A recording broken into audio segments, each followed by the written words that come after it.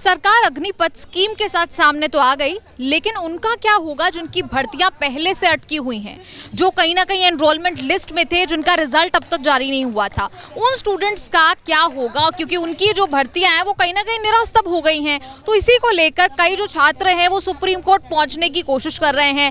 बात करेंगे ऐसे ही एक स्टूडेंट से। जी, क्या नाम है आपका? जी मैम, मेरा नाम धनेश है और मैं राजस्थान से बिलोंग करता हूँ।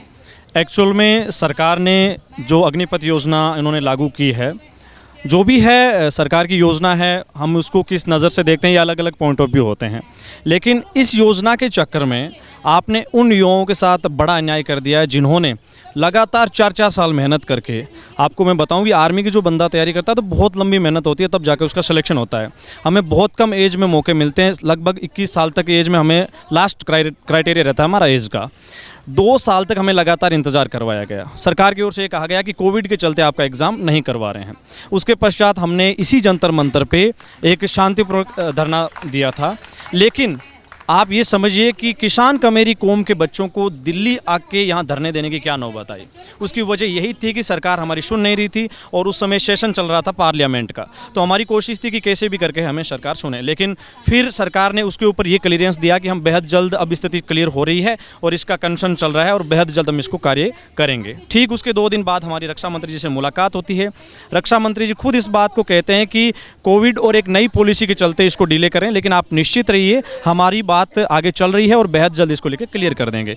लेकिन बिना किसी ठोस कारण के सीधा एक स्टेटमेंट दे देना कि आपका जितनी भी पुरानी भर्ती प्रक्रिया है उसको हम कैंसिल कर चुके हैं। आखिरकार उन परिवारों के ऊपर क्या बीतेगी जिन्होंने लाखों के कर्जे लेके अपने बच्चों को 2-2 साल बाहर तैयारी करवाई, और उन परिवारों के ऊपर जो बीत रही है उसको सरकार ज़रा सा भी अगर महसूस करे तो मुझे लगता है कि सरकार ज़रूर उसमें ज़रूर सोचने के ऊपर विवश होगी। पॉइंट बाय पॉइंट बात करें, आपने आर्मी, नेवी और एयरफोर्स जो है तीनों के लिए पिटिशन जो है कोर्ट में डाली। एयरफोर्स की बात करेंगे सबसे पहले। एयरफोर्स का वो कौन सा एग्जाम था जो अटका हुआ था, जिसकी भर्ती जो है वो अटकी हुई थी, एनरोलमेंट लिस्ट अटकी हुई थी? जी मैम, मैं आपको बताना चाहूँगा, आप इस स्टेट में जो ये जानकारी है उसको सुनने के बाद आप भी खुद इस बात को महसूस कर पाएंगी कि ये बिल्कुल असंवैधानिक है।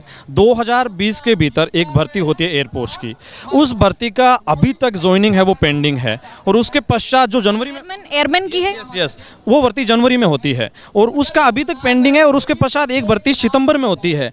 उस सितंबर भर्ती वालों को तो ज्वाइनिंग दे दी, और जो जनवरी वाले कैंडिडेट्स हैं उनको ज्वाइनिंग अभी भी पेंडिंग है। ये आप समझ सकते हैं कि किसी भर्ती प्रक्रिया एक तो पहले से पेंडिंग है, उसके बाद भर्ती करवाने वालों को तो ज्वाइनिंग दे देते हैं और पहले वालों की पेंडिंग रखते हैं। ये कितना बड़ा संवैधानिक कारण है ये बताओ।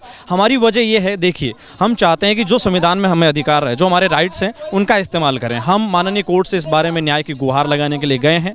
अब कोर्ट इसको किस तरीके से देखता है, अगर न्याय के मंदिर, अगर न्याय के लिए हम जाते हैं तो पूरी जो अभी तक जो प्रोसीजर्स उसके आधार पर तो देखा जा रहा है कि ज़रूर युवाओं के साथ कोर्ट न्याय करेगा, और युवा भी उसके इंतजार में, क्योंकि सरकार ने तो बिल्कुल हमारे साथ जो चीज़ें की है हमें इसकी कतई उम्मीद नहीं थी।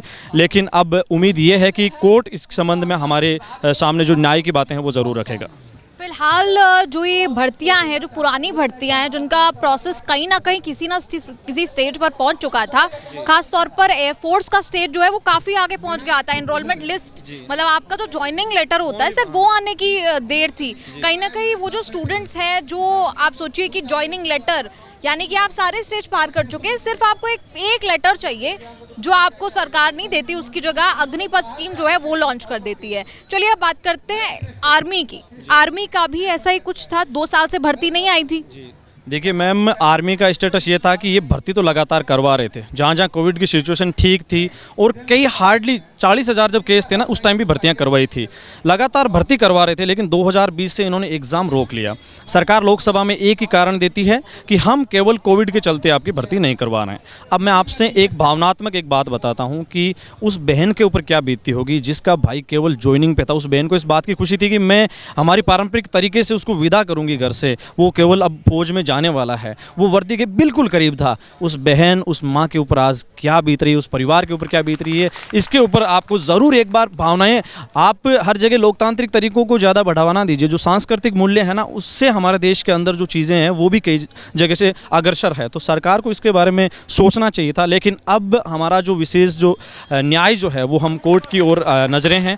उम्मीद है कि माननीय कोर्ट है वो हमारे हित में फैसला देगा और इसके ऊपर आगामी 10-15 दिन के अंदर कुछ ना कुछ अपडेट आ सकती है। कोर्ट से आपकी सीधी सीधी क्या मांग आपने की है? कोर्ट से हमारी सीधी सी यही मांग है कि हम अग्निपथ का विरोध सवरों में कर रहे हैं ना। अब आप इस बारे में ये ना सोचिएगा कि हम कोर्ट में अग्निपथ को, हमारा कोई रिलेशन नहीं है। हम ये चाहते हैं कि जो पुरानी भर्ती प्रक्रिया है उसको पहले क्लियर करो। पुरानी भर्ती प्रक्रिया को क्लियर किए बिना आप नई भर्ती योजना ला रहे हो, ये बिल्कुल असंवैधानिक प्रक्रिया है। साथ साथ अग्निपथ योजना के लेकर मैं बोलना चाहूँगा कि बिना किसी रिव्यू के आप ऐसे थोप रहे हो। इसका पहले ट्रायल बेस भी कर सकते थे ना आप। 1000 जवानों की पहले मैं आपको बताऊं कि 2020 में जब अधिसूचना आई थी इसको लेकर, जो पॉइंट ऑफ व्यू आए थे उसमें कहा यह गया था कि 2000 जब ये टूर ऑफ ड्यूटी प्लान आएगा, अग्निपथ आएगा, तो हम पहले 1000 जवानों की भर्ती करेंगे, फिर 100 ऑफिसर्स की, उसके बाद उसका व्यूज़ देखेंगे, उसका क्या रिव्यू रहता है, उसके बाद आगे में भर्ती करेंगे। केवल और केवल जो 2 साल से हमें मार पटक रही थी, हमारे ऊपर तो अग्निपथ लागू कर दिया और ऑफिसर्स की भर्तियां लगातार जो चल रही थी वो उसी तरीके से चलेगी। ये कितना कुटाराघात है।